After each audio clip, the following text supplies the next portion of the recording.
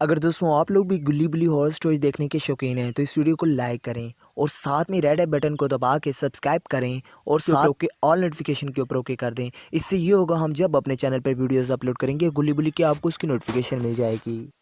दोस्तों ये स्टोरी का पार्ट 3 है। अगर आपने इस स्टोरी के बाकी पार्ट्स नहीं देखे तो पहले जाकर उसे देख लें, वरना क्या है कि आपको स्टोरी की समझ नहीं आएगी। और आपने कमेंट बॉक्स में कमेंट ज़रूर छोड़ना है ताकि इस स्टोरी का पार्ट 4 जल्द से जल्द आ जाए। दोस्तों अभी तक हमने देखा कि जो शोम होता है वो गुल्ली और बुल्ली के घर में पहुंच जाता है और इधर उधर देखने लगता है, लेकिन तभी उसे दूर पड़ी हुई लाश मिलती है। ये उसकी तरफ भागने लगता है। जब यह करीब पहुंचता है तो इसे पता चलता है ये तो गुल्ली होता है जिसे बेरहमी के साथ कत्ल कर दिया गया होता है और इसका सर धड़ से अलग होता है। बेचारा शोम समझ ही नहीं पाता कि आखिरकार खूनी है तो है कौन, और फिर बहुत ही ज़्यादा रोने लग जाता है। लेकिन ये वक्त रोने का नहीं होता, ये बुली की तरफ भागने लगता है कि गोया बुली भी जिंदा है कि नहीं, कहीं उसे भी तो मार नहीं डाला गया। और फिर ये अंदर आ जाता है। इसकी ये बात कही हुई सच हो जाती है क्योंकि यहाँ पर बुल्ली को भी बेरहमी के साथ मारा गया होता है और बेचारा बेड पर पड़ा हुआ होता है। और शोम इसे देखने लग जाता है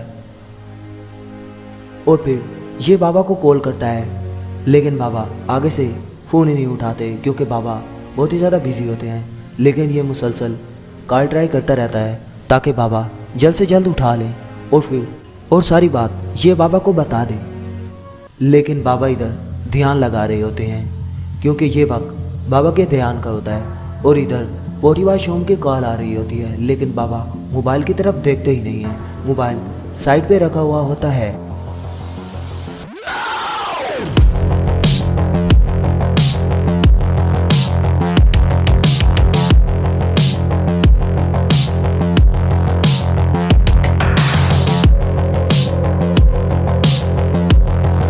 और फिर जब बाबा मोबाइल को उठाते हैं तो बाबा को पता चलता है कि पोटीवार शोम की बहुत सी मिस्ड कॉल आई पड़ी होती है। फिर बाबा इसे देखने लगता है और बहुत ही ज़्यादा परेशान हो जाते हैं क्योंकि बाबा को पता चल चुका है कि ज़रूरी कोई इनके साथ बुरा ही हुआ है, तभी उन्होंने मुझे याद किया है। और फिर बाबा वहाँ से रॉकेट की स्पीड से बाइक लेते हुए वहाँ से जा रहे होते हैं और बाबा बड़ी ही स्पीड से बुल्ली और बुल्ली के घर की तरफ जा रहे होते हैं क्योंकि बाबा को जल्दी से जल्दी वहाँ पर पहुँचना होगा, क्योंकि इतनी ज़्यादा मिस्ड कॉल देखकर बाबा बहुत ही ज़्यादा परेशान हो जाते हैं। और इधर पोटीवार शोम बाहर आ जाता है क्योंकि गुल्ली और बुल्ली की हालत इससे देखी नहीं जा रही। ये बाहर आ जाता है ताकि अपना मूड फ्रेश कर सके क्योंकि ये बहुत ही ज़्यादा परेशान हो गया है और अब इसे कुछ सोचना भी होगा कि आखिरकार बुल्ली और गुल्ली को कैसे बचाया जाए। लेकिन ये तो सिर्फ बाबा ही कर सकते हैं क्योंकि बाबा के पास मैजिक पावर है जिसकी बुना पर वो उसे ज़िंदा कर सकते हैं। और फिर पोटीवार शोम इधर खड़ा हुआ सोच रहा होता है कि आखिरकार बाबा कब आएंगे, और इधर बाबा हड़बड़ी में अपनी बाइक ही ख़राब कर बैठते हैं क्योंकि इतनी ज़्यादा स्पीड से चलने की वजह से ये हीट कर जाती है, जिसकी वजह से ये बाइक बंद हो जाती है। तभी बाबा पोटीवार शोम को कॉल करते हैं और उसे बताते हैं कि उसकी बाइक हीट कर गई है और वो एक जगह पर फंसे हुए हैं। और तभी पोटीवार शोम इसे कहता है, बाबा गुल्ली और बुल्ली को किसी ने कत्ल कर दिया, बाबा आप जल्द से जल्द यहाँ आ जाएं क्योंकि मैं बहुत ही ज़्यादा परेशान हूँ और मुझे डर भी काफ़ी ज़्यादा लग रहा है कि कहीं कोई मुझे ही कत्ल ना कर दे। लेकिन तभी बाबा इसे कहते हैं, अरे परेशान होने की ज़रूरत नहीं है, बाइक लेकर मेरी तरफ आ जाओ, मैं तुम्हें अभी लोकेशन भेजता हूँ और फिर मिलकर उधर जाएंगे, ठीक है ना।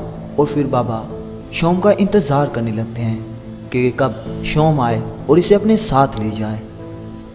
और इधर पोटीवार शोम लोकेशन चेक करता है जो बाबा ने इसे सेंड की होती है ताकि ये जल्द से जल्द वहाँ पर पहुँच जाए और बाबा को अपने साथ ले आए। और तभी इसे लोकेशन मिल जाती है जो कि बाबा ने इसे शेयर की थी। और फिर पोटीवार शोम अपने स्कूटर की तरफ बढ़ने लगता है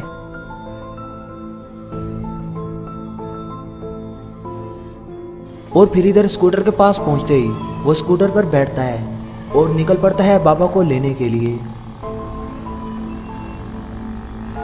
और फिर उसी रोड पर चल पड़ता है जहाँ पर बाबा ने इसे लोकेशन सेंड की थी और सीधा लोकेशन पर ये जा पहुँचता है।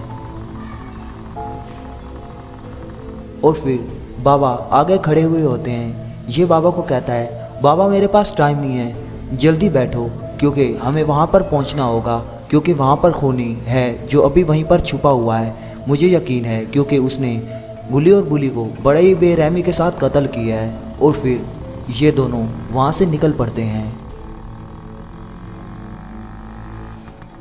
थोड़ी ही देर बाद ये अपने घर पहुँच जाते हैं और बाबा भी इसके साथ होता है स्कूटर पर।